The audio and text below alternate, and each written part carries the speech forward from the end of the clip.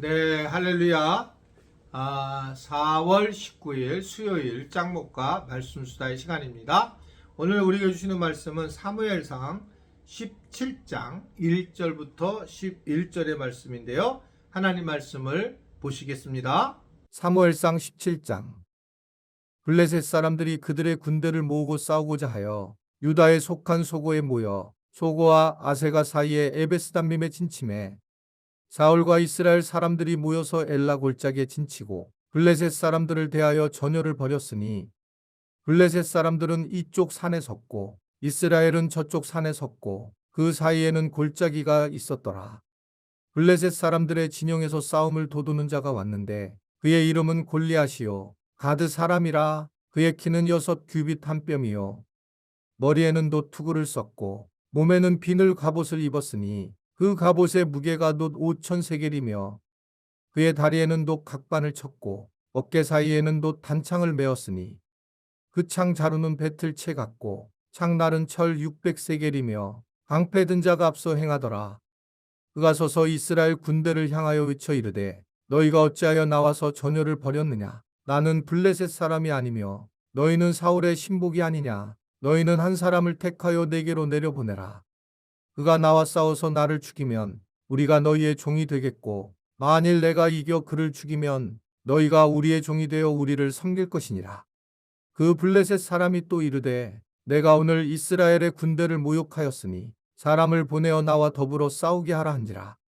사울과 온 이스라엘이 블레셋 사람의 이 말을 듣고 놀라 크게 두려워하니라. 자, 이스라엘은 지금 여러 가지 내부 사정이 좋지 않습니다. 이 사울 왕 자체가 이제 점진적으로 위험해지고 악령에 휩쓸리게 되고 또 다윗이 이제 새로 왕위로 올라가야 되는 아주 복잡한 미묘한 상황이었습니다. 이럴 때에는 자기 나라 자체가 어려울 때에 좀 외부에는 조용히 있으면 좋겠지만 오늘 보면 외부에서 오히려 공격이 시작이 되죠. 블레셋이 이스라엘을 이제 대치를 하게 되면서 이 또 블레셋에는 최고의 장수인 골리앗이 등장을 하게 됩니다. 골리앗은 엄청난 기골이 장대한 그런 사람이었기 때문에 결국 1대1 싸움을 제안을 해서 전쟁의 승부를 이제 이루려고 하는 그런 모습을 보이게 됩니다. 뭐 실질적으로 저도 골리앗의 갑옷과 창이라고 하는 것 실제로 그런지 모르겠지만 그것을 박물관에서 본 적이 있는데 뭐 칼만 2m가 넘는 진짜 그 사람이 엄청나 컸다라고 하는 것을 갑옷이나 이런 걸 통해서 충분히 볼 수가 있습니다. 결국 우리가 이러한 이 블레셋과의 전쟁을 통해서 얻을 수 있는 얘기는 뭐냐면 세상은 이렇게 어두운 영적 싸움이 늘 있을 거고 우리가 지금 내부적으로 어렵고 힘들 때에 외부적으로도 공격을 해오고 그래서 교회를 흔들거나 가정을 흔드는 경우가 굉장히 많이 있다는 걸 보여주고 있어요. 그런데 예상보다 이 마귀가 공격하는 힘은 막강해서 1대1로 싸움에서 우리가 이길 수 없는 그런 상황이라는 걸 엿보게 합니다.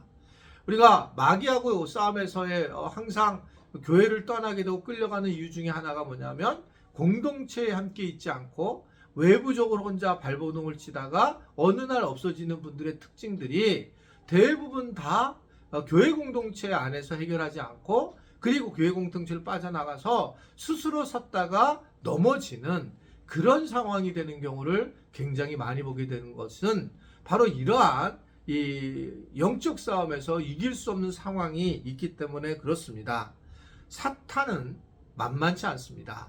그래서 우리가 영적 전쟁을 한다라고 했을 때에 골리앗같이 우리가 이길 수 없는 상황이 있어요. 그래서 예수님도 두세 사람이 모여 있는 곳에서 함께 하신다고 얘기했고 또 하나님 우리에게 교회라고 하는 공동체를 줘서 이러한 영적 싸움에 승리하게 하는 걸 볼 수 있습니다.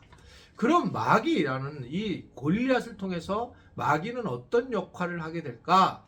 마귀는 실제 있는 존재이긴 하겠지만 우리에게 임할 때는 항상 골리앗을 통해서 보게 되면 두려움으로 임하게 된다는 겁니다. 내가 살아가면서 두렵다. 이것은 마귀가 우리를 두렵게 만든다는 거죠.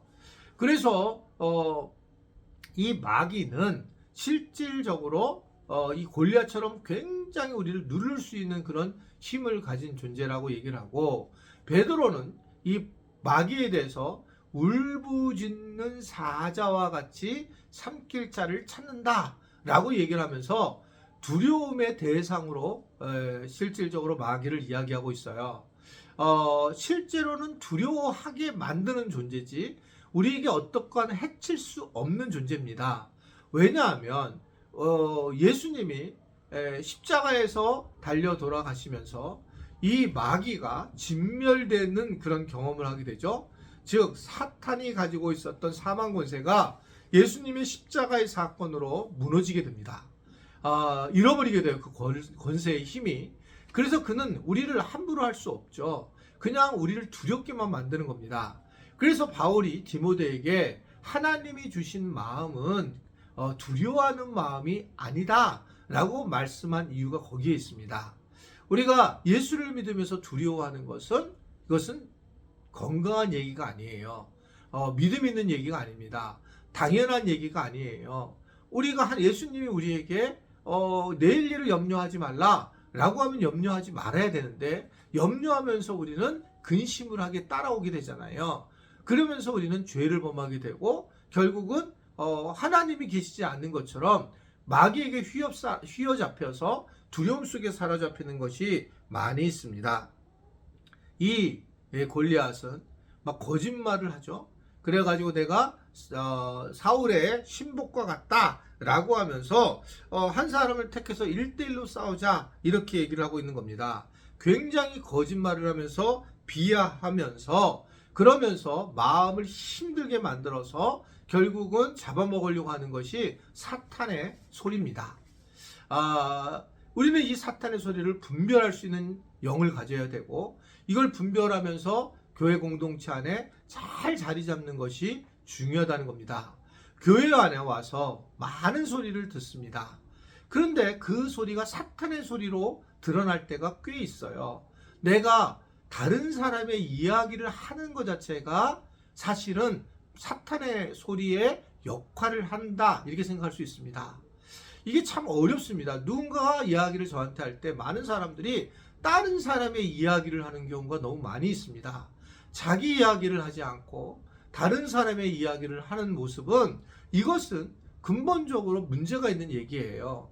여러분들이 모였을 때도 마찬가지죠. 순모임 때도 다른 사람의 이야기, 어느 목사님의 이야기, 권사님의 이야기에 좋은 얘기가 아니라 비난하는 얘기가 나온다면 그건 마귀가 작용하는 거예요.